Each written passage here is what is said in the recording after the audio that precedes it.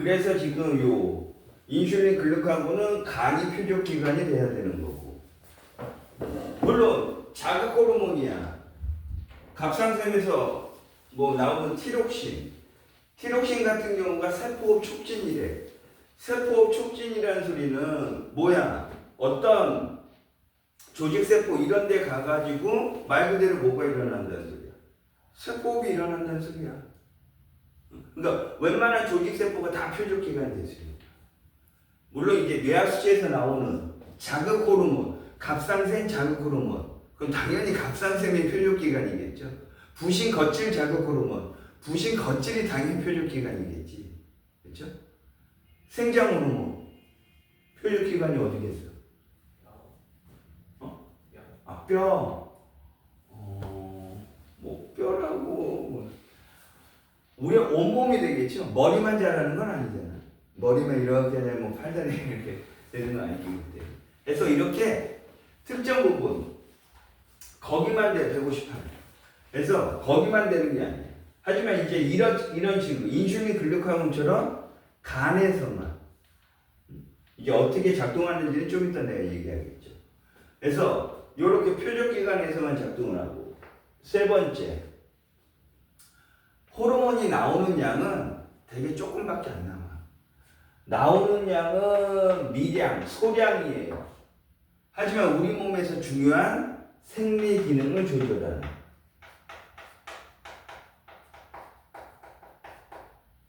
생리 기능을 조절하는 역할을 하기 때문에 호르몬은 아주 중요하다라고 얘기합니다.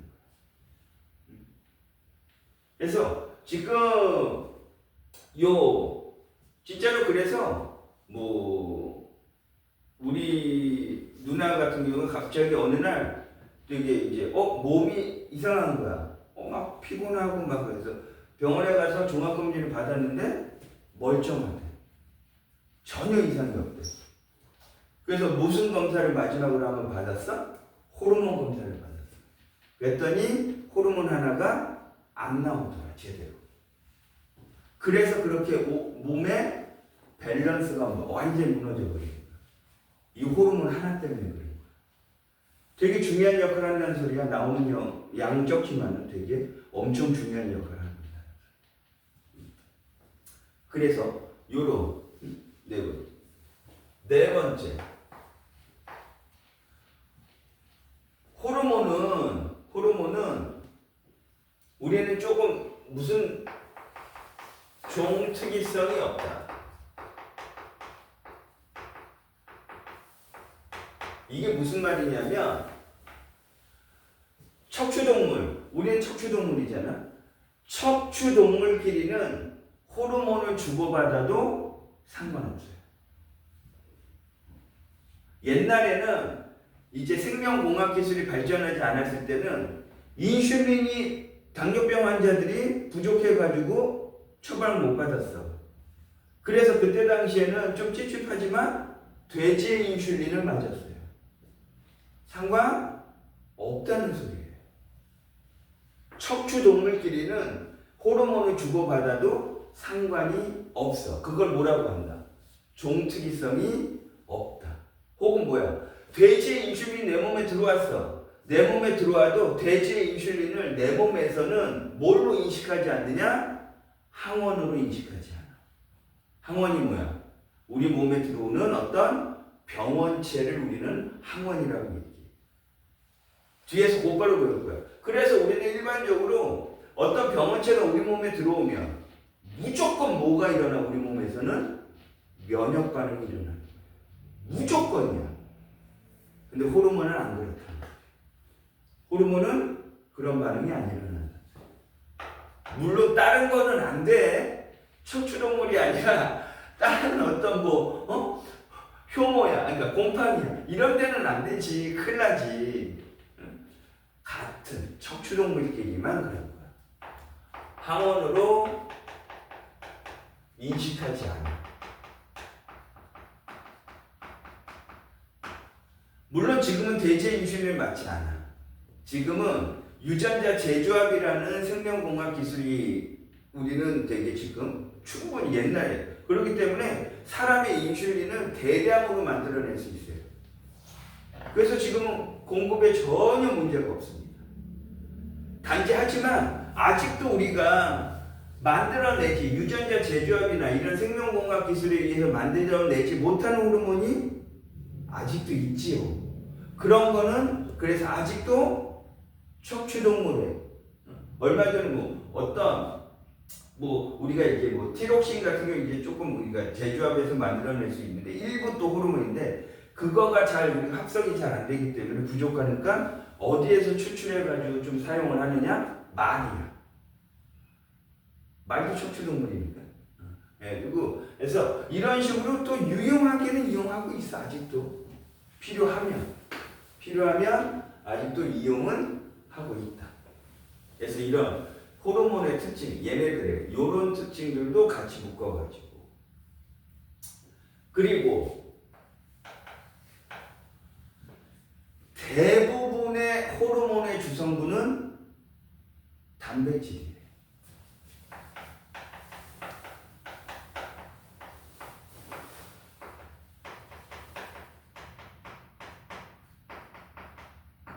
단백질이고요.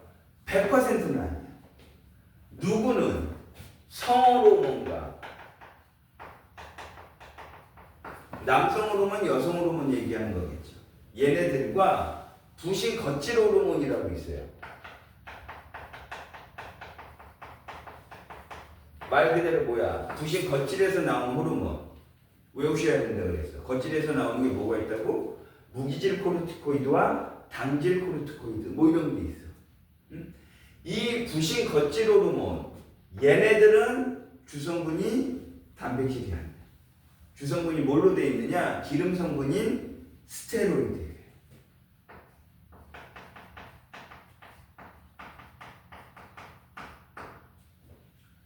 성분이 대부분은 다 단백질로 되어 있어. 하지만 성호르몬과 부신 거칠 호르몬 얘네들은 이런 식으로 각각 얘네들 여기에서 그러기 때문에 요건 그냥 간단히 내가 보여줄게요. 좀 디테일에 가면 조금 그럴 수 있다. 이렇게 세포막이 있어요. 세포막은 인지질이라는 걸로 해서 이렇게 이중충으로 되어 있어요. 동그라미가 인, 짝대기 부분이 지질이야. 그래서 그러니까 인이 친수성 부분, 지질이 소수성 부분이야. 이렇게 이중충으로 되어 있는 게 세포막이에요. 어떤 면에서는 기름 성분이 더 많다라고 얘기하는 거야. 그렇기 때문에 오히려 너희가 그런 거 배운 적이 있을 거야. 응? 극성과 무극성은 섞여 안 섞여? 섞여 안 섞여? 물과 기름은 섞이냐? 안 섞여. 왜? 물은 극성 분자고 기름은 무극성 분자니까 안 섞여요. 하지만 극성은 극성끼리, 무극성은 무극성끼리 잘 섞여. 그거 생각하면 돼. 무슨 성분이 좀 더 많다 그랬어? 기름 성분이야, 세포막은. 그렇기 때문에 오히려 단백질로 되어 있는 호르몬, 이런 대부분의 호르몬은 세포막을 통과하기가 오히려 더 어려워. 스테로이드가 기름 성분이에요. 즉 스테로이드로 되어 있는 성호르몬과 부신거칠 호르몬 얘네들은 오히려 세포막을 통과하기가 더 쉽다는 소리야. 그렇기 때문에 만약에 남성 호르몬이야, 성호르몬이야. 그럼 호르몬도 반드시 누구랑 결합해야 되느냐? 수용체예요. 수용체와 결합해서 그리고 나서 표적기관에 가서 작동을 하는 거예요. 그러면 얘는 세포막을 통과하기 쉽다며 지금. 그러니까 이 성호르몬 같은 경우는 수용체가 세포 안에 있어요. 수용체가 세포 안에 있어가지고 이제 동그라미라고 하죠. 이 동그라미, 성호르몬이 이렇게 동그라미야. 그럼 이 동그라미하고 결합해서 이제 작동을 하는 거예요. 그런데 대부분은 단백질로 되어 있으니까 통과하기 쉽지 않아. 그래서 뭐 만약에 티록신이야. 인슐린을 해도 돼. 얘야. 그러면은 만약에 수용체가 안에 있으면은 시간이 좀 어떻게 되겠어? 만나기가 어렵죠. 통과하는데도 힘들고요.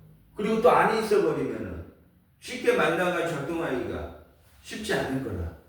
그래서 이렇게 단백질로 되어 있는 호르몬의 수용체는 세포막 뭐 이런 식으로 표현한다. 세포막 표면에 있어요. 수용체가 세포막 이 삼각형이라고 하죠. 네모는 네모라고. 뭐 중요치는 않아. 그러니까 이렇게 네모하고 이렇게 만나는 거야. 세포막 표면에 있으니까 이제 쉽게 만나가지고 들어가가지고 작동할 수 있게끔 만들어. 요게 바로 또 똑같은 호르몬이지만 주성분이 어떤 식으로 되어 있는 놈이냐에 따라서 수용체가 세포막 표면에 있을 수 있고 안에 있을 수도 있는 거야. 안에 있을 수도 있는. 그 이유가 다 있는 거라. 그 이유가 다 이렇게. 그래서 요런 부분까지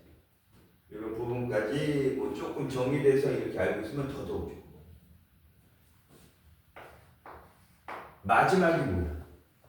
마지막이 이런 특징을 갖고 있으면서 뭐라고? 적당히 나와야 돼. 많이 나와도 안 되고 조금 나와도 안 돼. 많이 나오면 과다증에 걸리는 거고요. 조금 나오면 결핍증에 걸리는 거야. 그래서 만약에 생장 호르몬, 성장 호르몬이야. 너무 많이 나와. 소정운이야. 거인증이야, 거인증. 너무 조금 나와? 소인증이야.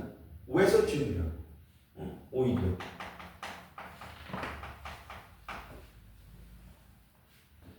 인슐린이야. 인슐린이 안 나와서 걸리는 게 당뇨야. 인슐린의 결핍증이 당뇨병이 되는 거야. 당뇨병이. 티록신이라고 했어. 얘 외워야 되는데, 티록신이 세포호흡 촉진이야. 세포호흡은 이화작용이에요. 먹는 족족 분해시킨다는 소리야. 그러면 티록신이 많이 나오면 먹는 족족 다 분해시켜. 살찌겠니? 안 찌겠니? 안 쪄요. 그래서 티록신이 너무 많이 나오면 먹는 족족 다 분해시키기 때문에 삐쩍 말라요. 피골이 상접되는 거야. 뼈만 남아, 뼈만 남아. 이건 부러운 게 아니야. 보기에 흉한 거야. 진짜 뼈만 남아. 안구 돌출증이라고 얘기해. 마르니까 눈이 튀어나와 보이는 거야. 그래가지고 요즘은 예전에는 병명 이름으로 했는데 뭐 바제도병 뭐 이렇게 했는데 요즘은 그냥 많이 나오면 뭐다? 항진증. 너무 조금 나오면 저하증. 그래서 너무 많이 나오면은 삐쩍 마른다는 소리고 너무 안 나오면 비만하고 다른 거예요. 살이 이렇게 쳐져요. 너무 안 나오니까 분해가 안 돼요. 소파에 앉았는데 스스로 못 일어나. 비만하고 틀린 거라고요. 병이야, 병. 병. 우리가 지금 보통 내가 요거 얘기해. 우리 갑상샘 쪽은 여성 쪽이, 그러니까 남성도 걸리지만은 이런 항진증과 저하증이 나타나지만 통계학상으로 보면은 어디 남성보다 여성 쪽에서 좀 이런 항진증과 저하증이 나타나는 확률이 좀 높다고 그랬어요. 그래서 저번에 뭐라 그랬어? 우리 어머니들이 특히 하필이면 이런 증상이 갱년기 때 같이 와. 그래서 되게 힘들어하셔. 어머니들이. 우리 남성도 조심해야 되겠지만 이제 여성들이 좀 그래가지고 어떤 분들은 항진증이 오셔가지고 어때? 겨울에도 더워한다고 그랬어요. 저하증이 오면 여름에도 추워하시는 거야. 이런 증상이 나타나면 갑상생 검사를 받아봐야 돼요. 여성들은 또 하필이면 그때가 또 갱년기 때 또 이렇게 같이 오는 경우가 또 그때 또 뭐야 또 하필이면 여성들은 그때 그때쯤이 또 뭐야? 완경 시즌이야. 요즘은 폐경이라는 단어를 별로 안 써. 완경이라고 얘기해. 이제 완경기까지 같이 오니까 생리도 안 한단 말이야. 뭐 요때 한꺼번에 오니까 그때 되게 힘들어하시는 분들이 좀 있어. 그때 가족이 도와줘야 돼. 가족이 아들이든 딸이든 남편이 일단 1순위는 남편이 조금 챙겨야 되겠죠. 저기 안 할 거야? 이런 이 쏘벌놈이 너 결혼하면 큰일 날 놈이네. 야, 나 와이프를 자기같이 남편 챙겨야지. 1순위가 남편이지. 자식은 그 다음이지. 자식은 물론 챙겨야 되겠죠. 신경 써줘야 돼. 우리는 아들이라고 하더라도 엄마가 이제 나중에 너희들은 우리 엄마는 이미 옛날에 지나셨겠지. 지금 90인데. 그래가지고 이제 너희는 이제 어머니가 언젠가는 오시겠죠. 조금 아직은 안 오시겠지만 그러면 잘 보고 조금 대비는 하고 있어야 돼. 아들도 아들 나름대로 할 도리가 있을 거라서 잘 보란 말이야. 어떤 증상이 나타나실지 모르니까. 그래서 간혹 가다가 이 책에는 그 사진이 없는 것 같기는 한데 보통 일반적인 옛날 사진이나 뭐 이렇게 보면 이렇게 갑상샘이 이런 목에 있다고 했죠. 내려가는 10도 내려가는. 그러면은 어떤 이제 사람이 나왔는데 여기 이렇게 갑상샘이 있는데 원래 이렇게 나비 모양으로 이렇게 돼. 근데 이렇게 부어. 목에 폭처럼 여기에 이렇게 나는 거야.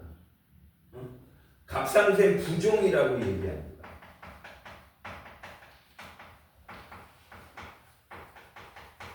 부종이라는 말이 나오면 무조건 뭐야? 부었다는 소리야. 뇌부종, 뇌가 부었다는 소리야. 뇌가 부었다. 그래서 그러면 갑상샘이 평상이 엄청 커진 상태야. 그럼 이 갑상샘 부종은 과다증이냐 결핍증이냐? 그럼 뭘 것 같아? 과다증일 것 같죠. 커지니까 너무 많이 나오니까. 아니야. 이 갑상샘 부종은 결핍증이야.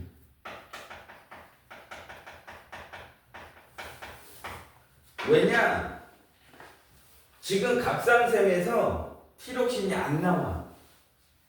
티록신이 안 나오니까 피드백에 의해서 거꾸로 가가지고 안 나오니까 갑상샘 자극 호르몬이 많이 나오게끔 촉진시켜요. 안 나오니까. 티록신이 안 나오니까 갑상샘 자극 호르몬이 많이 나와요. 그러니까 이 갑상샘 자극 호르몬이 갑상샘을 자꾸만 와가지고 자극을 준단 말이에요. 치고줘. 야, 나와. 이렇게 계속 치니까 갑상샘이 부었어요. 그래서 갑상샘 부종은 티록신 결핍증이에요. 티록신이 안 나와서 걸리는 게 갑상샘 부종입니다. 과다증이라고 오해하면 안 돼.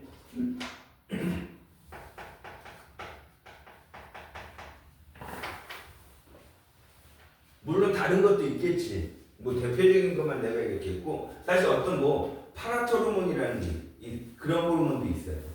그래서 이런 호르몬 같은 경우는 뼈에 있는 칼슘을 혈관으로 내보내는 역할을 해줘요. 얘네들은. 그럼 이 파라토르몬이 너무 많이 나오면 뼈에서 칼슘이 너무 많이 빠져나가. 그래서 걸리는 게 골다공증이 되는 거예요. 툭 하면 뼈가 우하다다. 그게 골다공증이죠. 그래서 이런 여러 가지 증상들이 이렇게 너무 많이 나와도 병이고 너무 조금 나와도 병이야. 그래서 항상 어때야 된다? 일정한 양이 나와줘야 돼요. 적절하게. 적절하게 나와가지고 항상성을 유지시켜줘야 돼서. 그래서 지금 이 6가지가 호르몬의 특징이에요. 6가지니까 내기 좋죠. 다음은 호르몬의 특성에 대한 설명이다. 옳지 않은 것. 그래서 쭉쭉 1, 2, 3, 4, 5. 뭔가 하나를 다르게 하겠죠. 그래서 이런 뭐 내분비샘, 외분비샘 이런 것도 구분을 조금 같이 해주는 게 좋다. 그래서 호르몬의 기본적인 특징부터 이렇게 정리를 먼저 이렇게 얘기를 하는 거예요. 그래서 지금 거기 이제 뭐 내분비샘, 외분비샘 특징들, 결핍증, 과다증 뭐 이런 것들 이렇게 쭉 거기 나. 하지만 일단 지난번에도 내가 살짝 얘기한 것처럼 뭐가 호르몬에선 기본이라고?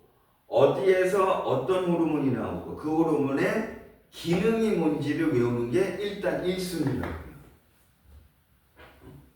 거기 이제 뇌하수체 전엽에서는 뭐라고 자극 호르몬이 많이 나온다고 그랬어. 갑상생 자극 호르몬, TSH 뭐 이런 거, 부신거질 자극 호르몬, 생식샘 자극 호르몬.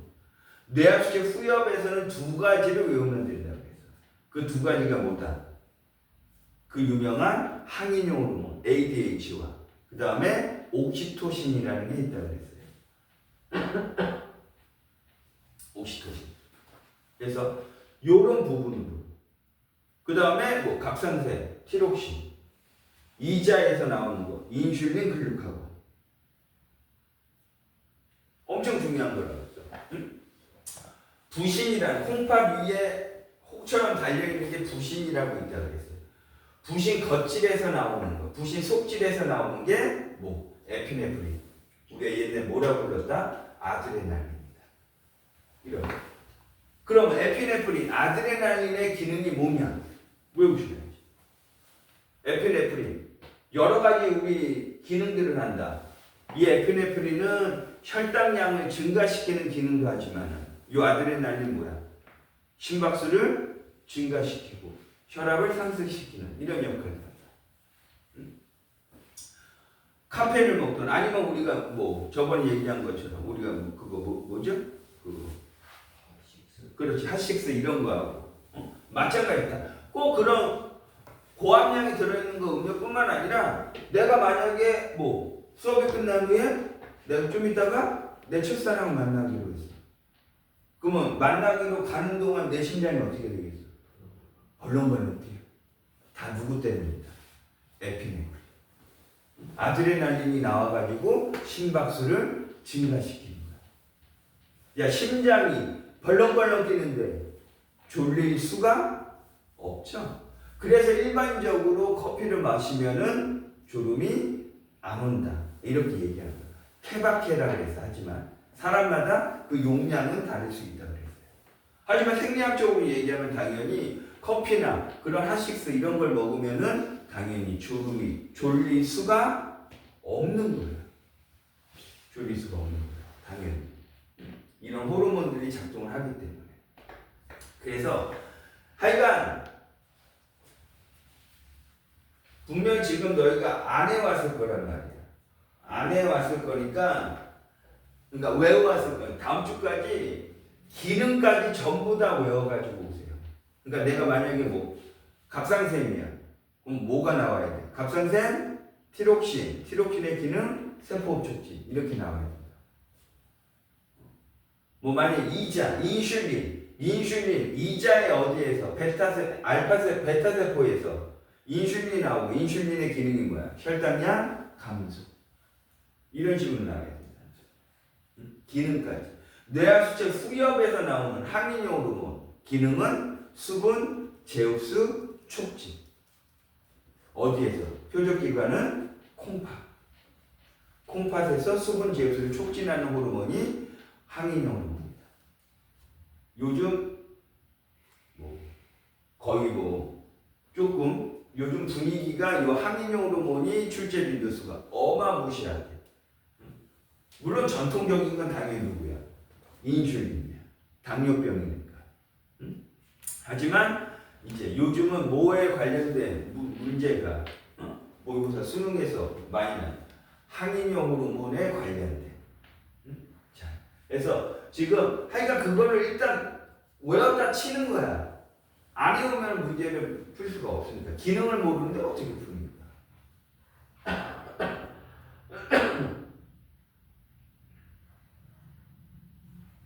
그래서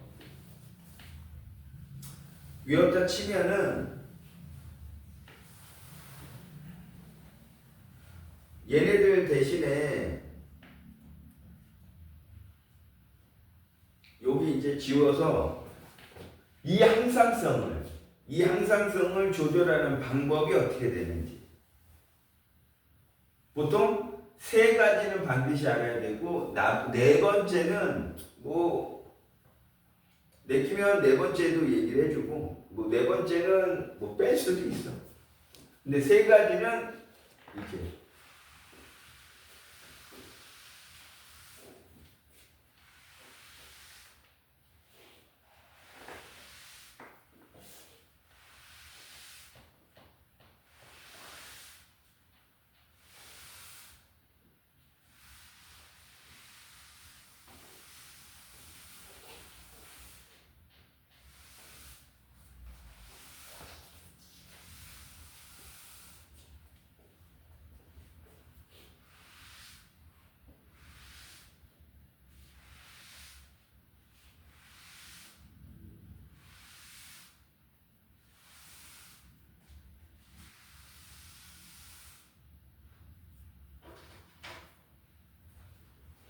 이 항상성 유지의 첫 번째, 전통적으로 가장 유명한 게 뭐라고?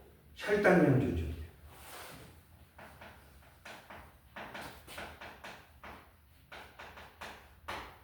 말 그대로 뭐야? 피 속에 있는 포도당의 양이 일정해야 된다는 소리야. 얼마로? 0.1%. 보통 우리가 100mg per ml 그래가지고 우리가 수치적으로 퍼센트로 하면 0.1%. 요 혈당량, 피 속에 있는 포도당의 양은 0.1%로 일정하게 유지돼야 돼. 이거보다 높으면 고혈당, 이거보다 낮으면 저혈당이 되는 거예요.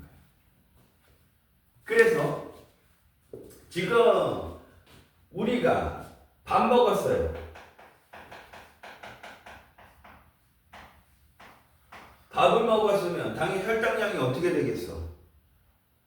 밥 먹었으면 녹말이 소화돼서 포도당이 생기겠죠. 그러니까 당연히 식사 후에는 혈당량이 증가한단 말이야.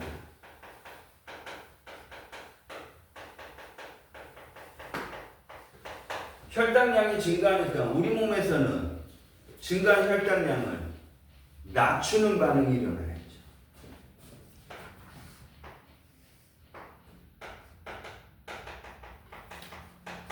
식사를 했어요.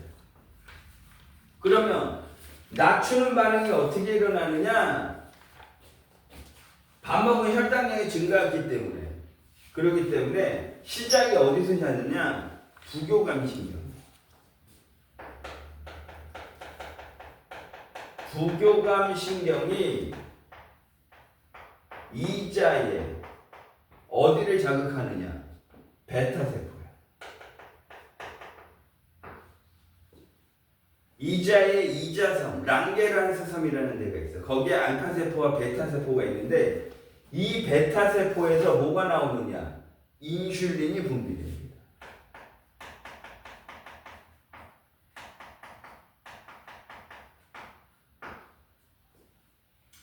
이 인슐린이 분비돼가지고 어떻게 할 거라고? 이 인슐린이 분비돼서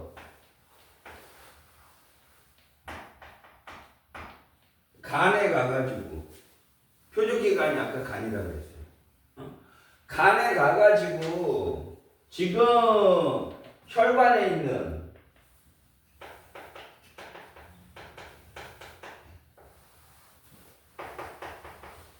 포도당이 지금 너무 많다며. 그러니까 이 많은 포도당을 간에서 다당류인 글리코젠으로 합성해가지고 저장을 해주는 거예요. 그러면 들어와가지고 저장된 만큼 혈당량이 어떻게 되겠어요? 낮아지겠죠. 그래서 이 인슐린이 작동해서 간에 가가지고 포도당을 글리코젠으로 합성해 주는 거야. 물론 동화작용이야. 응?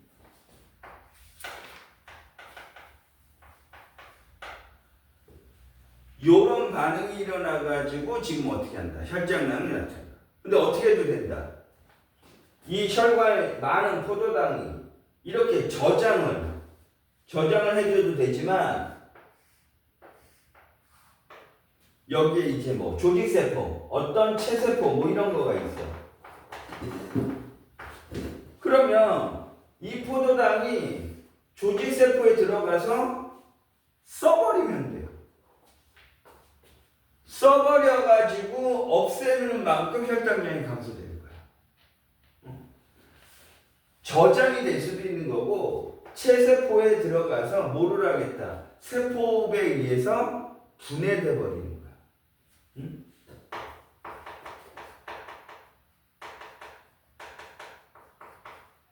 세포에 의해 가지고 분해시켜버리면 사용한 만큼 혈당량은 어떻게 되겠다? 당연히 줄겠죠. 그래서 이런 부분으로 혈당량을 낮춰주는 거야. 혈당량이 증가를 해서 밥 먹은 후에 그래서 밥 먹은 후에 혈당량이 정상인 사람은 이렇게 낮아져요. 왜? 인슐린이 나오니까. 이게 뭐 혈당량이라고 한다면 이게 정상인 사람이야.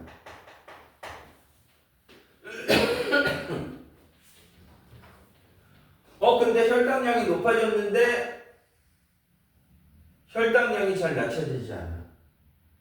뭐야? 지금 당뇨라는 소리죠. 노란색은 당뇨병 환자라는 소리야. 당뇨병 환자가 된다는 소리야. 잘 낮춰주지 않기 때문에. 구분하면 되겠죠. 그렇죠?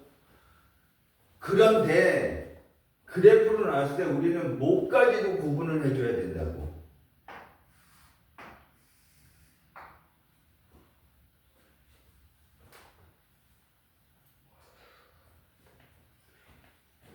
인슐린 분비가 되는 거야. 그러면 똑같이 지금 방금 식사라고 한다면 정상인 사람들은 인슐린이 분비돼 가지고 혈당량을 낮춰주는, 그렇죠? 그런데 지금 얘가 이제 뭐 A라는 사람 인슐린이 분비가 잘 안 되는 거야. 잘 안 돼가지고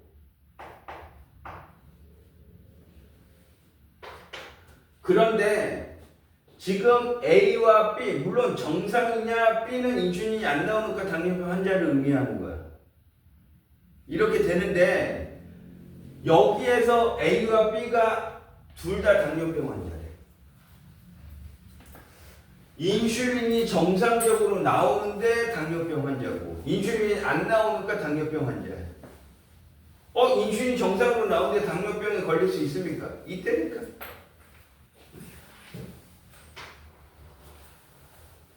인슐린이 안 나오는 게 제1형 당뇨야.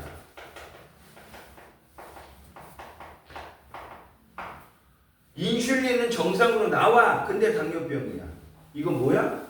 제2형 당뇨야. 타입 1, 타입 2야.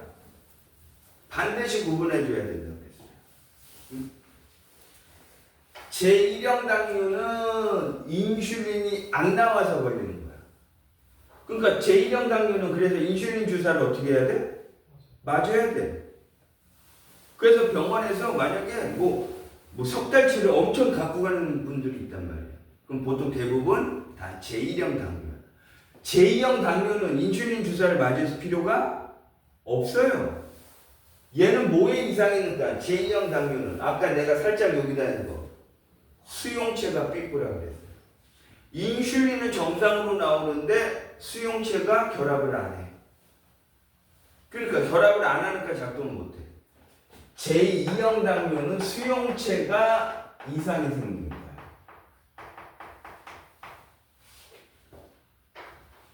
그래서 제2형 당뇨는 인슐린 주사를 맞을 필요 없어. 인슐린 정상으로 나오는데 못 들어 맞습니다.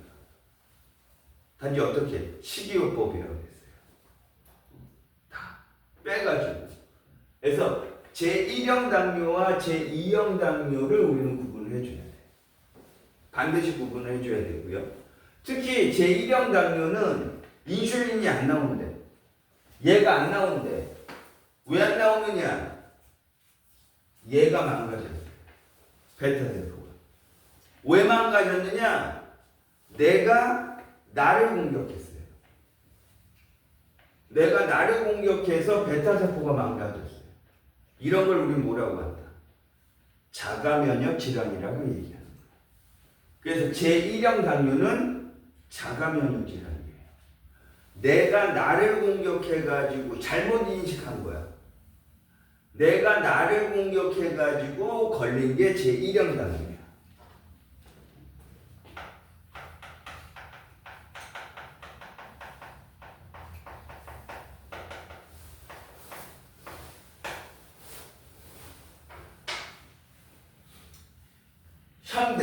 지금 현재 당뇨병 환자들이 상당히 그래도 꽤 많죠. 꽤 많은데 현재 지금 당뇨병 환자들이 100명 있다고 가정을 한다면 100이라고 가정하면 1형과 2형에서 누가 훨씬 더 많으냐? 지금 현재 보면은 100이라고 보면 100에서 한 70 정도는 다 2형이에요. 오히려 2형이 훨씬 많습니다. 그 중에 가장 중요한 게 식습관이에요. 우린 요즘 너무 인스턴트 뭐 이런 거 하고 해서 너무 많이 먹고 이런 것들도 원인이 되고 그래가지고 오히려 2형 당뇨가 훨씬 많습니다. 1형이 많을 것 같지만 아니야. 2형 당뇨가 훨씬 많아요. 소화 비만이야? 어떤 10살짜리가 당뇨야.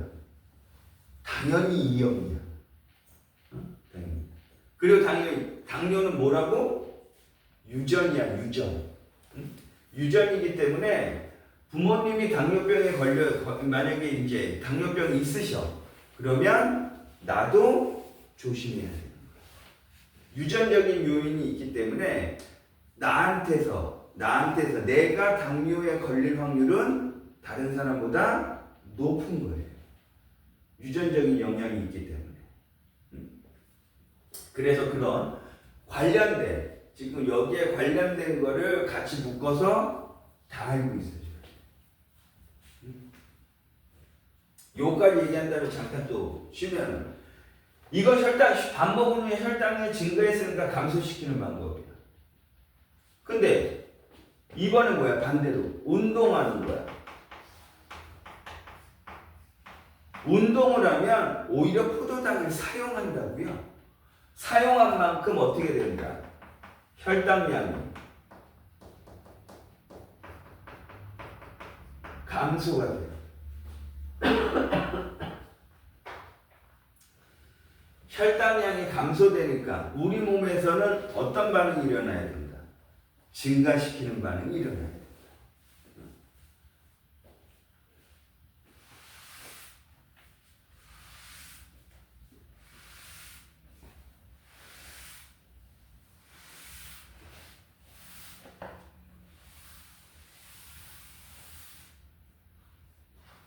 여기를 더 눈여겨봐야 된다. 왜? 혈당량을 감소시키는 호르몬은 인슐린밖에 없어요. 하나밖에 없어. 근데 혈당량을 증가시키는 호르몬은 3가지가 있어요. 나오는 장소도 다 틀려. 일단 교감신경에 의해서 교감신경이 2군데를 자극해. 이자의 알파 세포와 그 다음에 어디를 자극하느냐? 부신 속질이. 그래서 이자 알파 세포에서 뭐를 분비시키느냐? 글루카곤. 부신 속질에서는 뭐를 분비시키느냐? 에피네프린이야.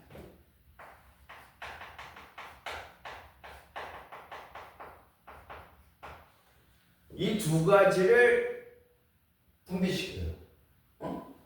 이 두 가지가 나와가지고 뭐가 일어나느냐? 간에서 이거 역반응이 일어나는 거야. 저장된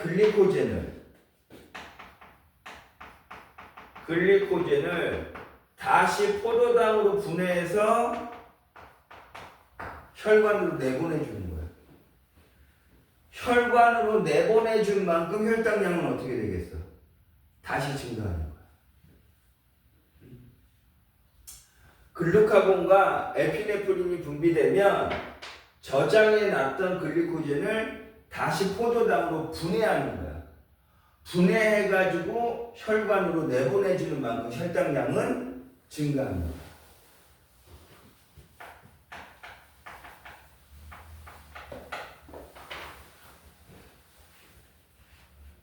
그래서 요 두 가지의 역할은 같은 형태로 일어나는 거야. 하나가 더 있어. 하나가 뭐냐? 뇌하수체 전엽에서 뭐가 나오느냐? 부신 겉질 자극 호르몬이 나와.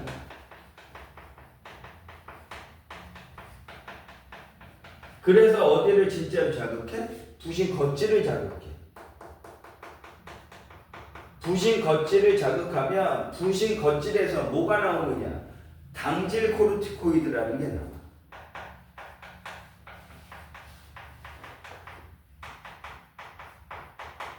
좀 길지? 얘를 우리 뭐라고도 하느냐? 코티솔이라고 얘기해. 혹은 코르티솔. 얘가 바로 또 어떻게 할 거냐? 얘가 지방이나 단백질을 포도당으로 분해해가지고 혈당량을 증가시키는 거야. 글루카곤하고 에피네프린은 글리코젠을 포도당으로 분해해서 혈당량을 증가시켜요. 하지만 이 당질 코르티코이드, 코티솔이라는 놈은 오히려 글리코젠이 아니야. 지방이나 단백질을 포도당으로 분해해서 혈당량을 증가시켜요. 방법이 달라요. 비교를 꼭 하셔야 돼요. 탄수화물 중독이라고 들어봤어? 나 누구랑 수업하니 지금? 나 누구랑 수업하니? 혈압이 올라가네? 왜 올라가? 혈압이? 내 몸에서 지금 누가 나와서? 에피네프린이야. 그래서 혈압이 상승하고 이런 교감신경이야. 지금 내 몸에선 교감신경이 작동하고 있어. 이런 잠깐 쉬어야 되겠다. 나 혼자 수업할 수 없어.